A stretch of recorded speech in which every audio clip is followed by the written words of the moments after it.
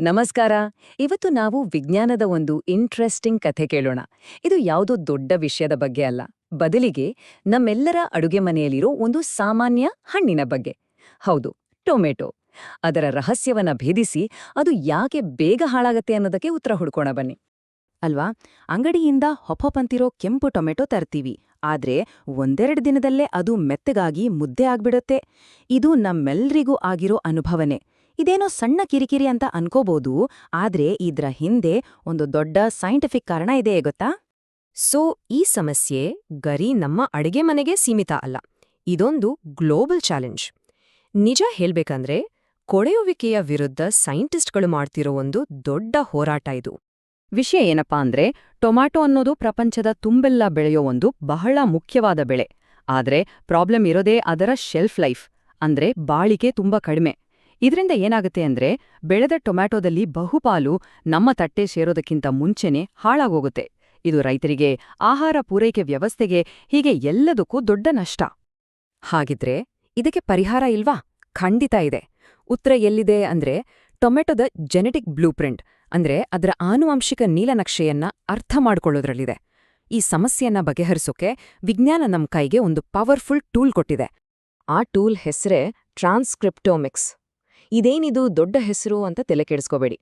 Simple ಆಗಿ ಹೇಳೋದಾದ್ರೆ, ಒಂದು ಜೀವಿ, ಉದಾಹರಣೆಗೆ ಟೊಮೆಟೊ, ಒಂದು ನಿರ್ದಿಷ್ಟ ಸಮಯದಲ್ಲಿ ಯಾವ ಜೀನ್ಗಳನ್ನ ಆಕ್ಟಿವ್ ಆಗಿ ಇಟ್ಕೊಂಡಿದೆ ಅಂತ ಕಂಡಿಡಿಯೋ ಟೆಕ್ನಿಕ್ ಇದು. ಅಂದ್ರೆ ಟೊಮೆಟೊ ಹಣ್ಣಾಗೋವಾಗ ಯಾವೆಲ್ಲ ಜೀನ್ಗಳು ಕೆಲಸ ಮಾಡ್ತಿವೆ ಅಂತ ಇದು ನಮ್ಗೆ ಪಕ್ಕಾ ತೋರಿಸ್ಕೊಡತ್ತೆ. ಇಲ್ಲಿರೋ ಹೋಲಿಕೆ ನೋಡಿ ಎಷ್ಟ್ ಚೆನ್ನಾಗಿದೆ. ಜೀನೋಮ್ ಅನ್ನೋದು ಒಂದು ದೊಡ್ಡ ಅಡಿಗೆ ಪುಸ್ತಕ ಅಂದ್ಕೊಳ್ಳಿ. ಆ ಪುಸ್ತಕದಲ್ಲಿರೋ ಒಂದೊಂದು ರೆಸಿಪಿಯೇ ಒಂದೊಂದು ಜೀನ್. ಹಾಗಾದ್ರೆ ಟ್ರಾನ್ಸ್ಕ್ರಿಪ್ಟೋಮಿಕ್ಸ್ ಏನ್ ಮಾಡತ್ತೆ? ಆ ಕ್ಷಣದಲ್ಲಿ ಟೊಮ್ಯಾಟೊ ಹಣ್ಣಾಗೋಕೆ ಜೀವಕೋಶ ಯಾವ ರೆಸಿಪಿಯನ್ನ ಬಳಸಿ ಅಡಿಗೆ ಮಾಡ್ತಿದೆ ಅಂತ ನಮಗೆ ಹೇಳತ್ತೆ. ಸಿಂಪಲ್ ಅಲ್ವಾ?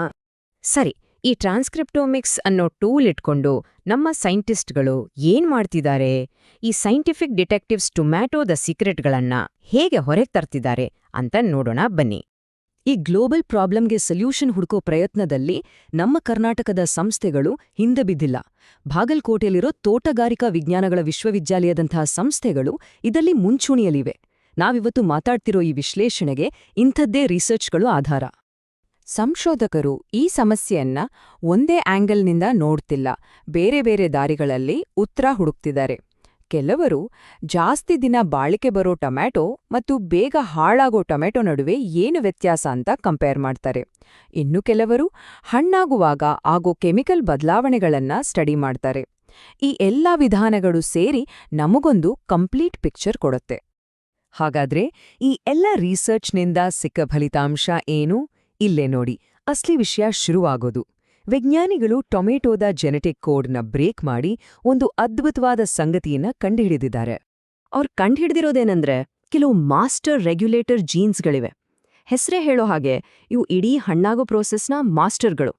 ಇವೊಂದು ರೀತಿ ಆನ್ ಆಫ್ ಸ್ವಿಚ್ ಇದ್ದ ಹಾಗೆ. ಈ ಸ್ವಿಚ್ ಆನ್ ಆಯ್ತು ಅಂದ್ರೆ ಸಾಕು, ಟೊಮೆಟೊ ಫಟ್ ಅಂತ ಹಣ್ಣಾಗಕ್ ಶುರು ಮಾಡಿ ಕೆಡೋಕೆ ಸ್ಟಾರ್ಟ್ ಆಗತ್ತೆ. ಇದನ್ನ ಇನ್ನೊಂಚೂರು ಡೀಟೇಲ್ಡ್ ಆಗಿ ನೋಡೋಣ. ಬೇಗ ಹಾಳಾಗೋ ಟೊಮೆಟೊ ಇದೆಯಲ್ವಾ, ಅದರಲ್ಲಿ RIN ಅನ್ನೋ ಜೀನ್ ಪೂರ್ತಿಯಾಗಿ ಆನ್ ಸ್ಟೇಜ್ನಲ್ಲಿರತ್ತೆ.